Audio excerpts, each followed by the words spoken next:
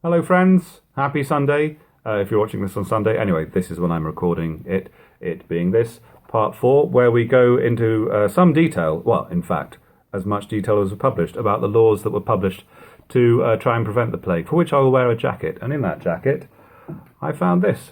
I haven't worn that jacket in a while. I've been missing that pen for a while. Great. So a happy Sunday for me. Also, I washed my hair. So yeah, all very neat. There are some footnotes in this section coming up, but I will read those as we come to them. Interesting footnotes as well. And let's go. It remains to mention now what public measures were taken by the magistrates for the general safety and to prevent the spreading of the distemper when it first broke out. I shall have frequent occasion to speak of the prudence of the magistrates, their charity, their vigilance for the poor, and for preserving good order, furnishing provisions and the like, when the plague was increased, as it afterwards was. But I am now upon the order and regulations they published for the government of infected families. I mentioned above shutting of houses up, and it is needful to say something particularly to that, for this part of the history of the plague is very melancholy, but the most grievous story must be told. About June, the Lord Mayor of London and the Court... About June, the Lord Mayor of London and the Court of Aldermen, as I have said, began more particularly to concern themselves with the regulation of the city.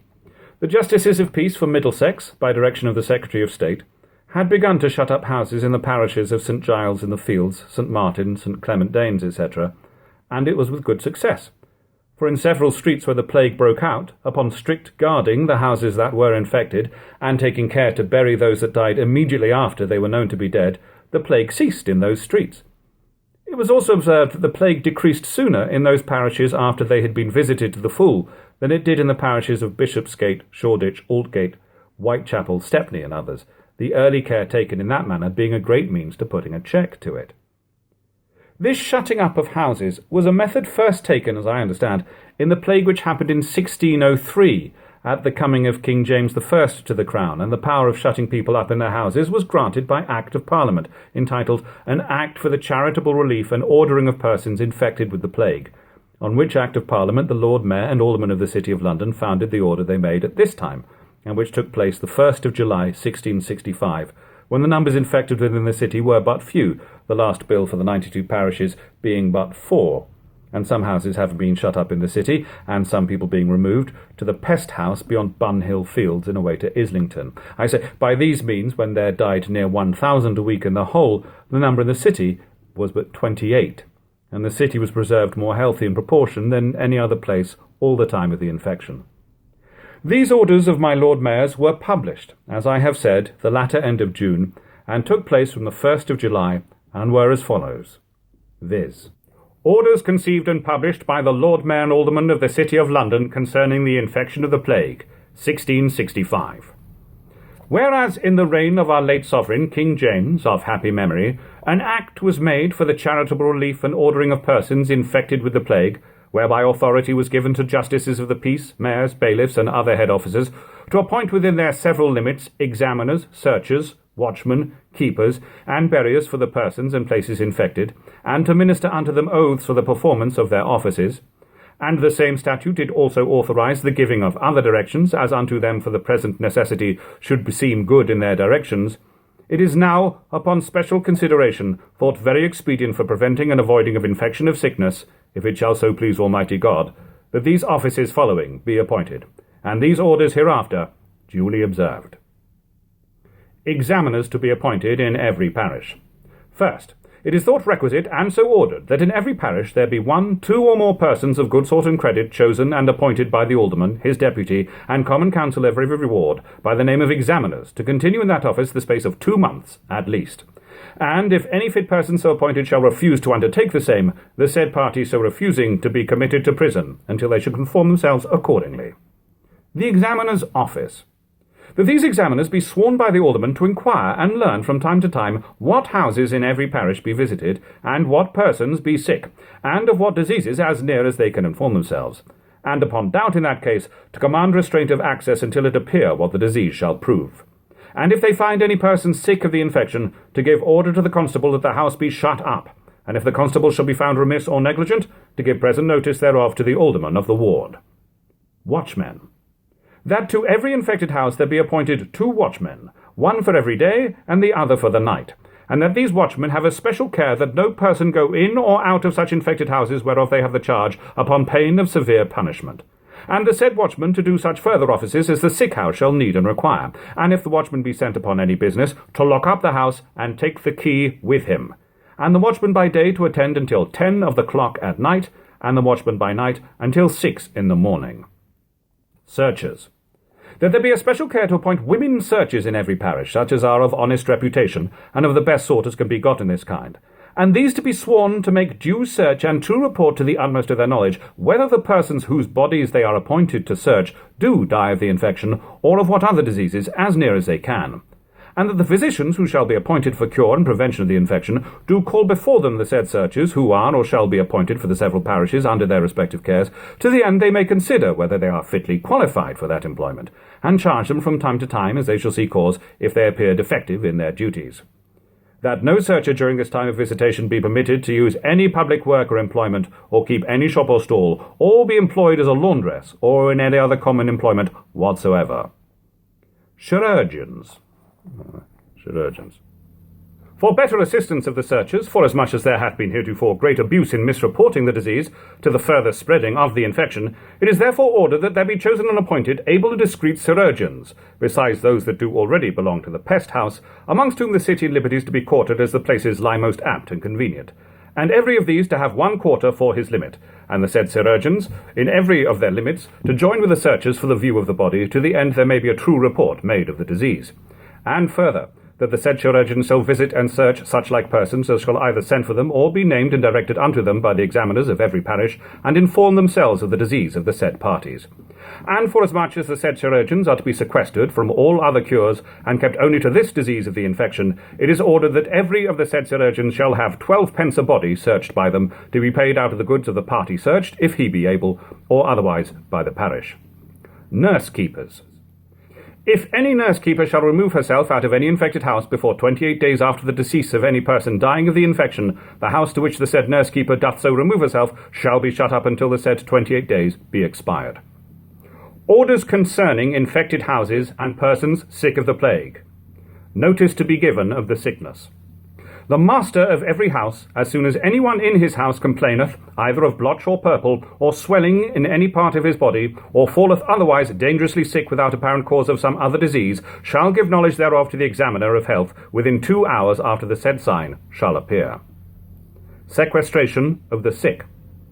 As soon as any man shall be found by this examiner, chirurgeon, or surgeon to be sick of the plague, he shall the same night be sequestered in the same house. And in case he be so sequestered, then, though he afterwards die not, the house wherein he sickened should be shut up for a month, after the use of due preservatives taken by the rest.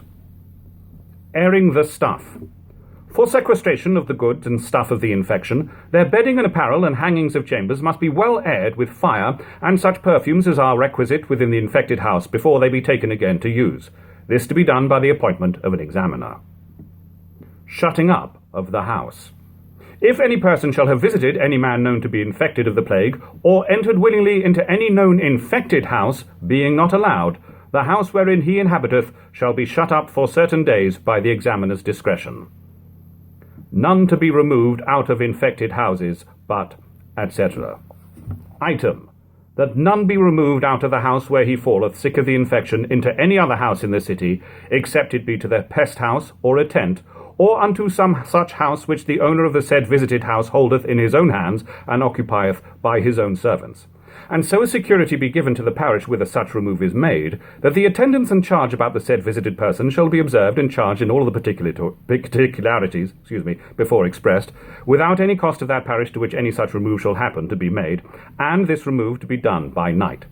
And it shall be lawful to any person that hath 2 houses to remove either his sound or his infected people to his spare house at his choice, so as, if he send away first his sound, he not after sendeth his sick, nor again unto the sick the sound, and that the same which he sendeth be for 1 week at the least shut up and secluded from company, for fear of some infection at the first not appearing.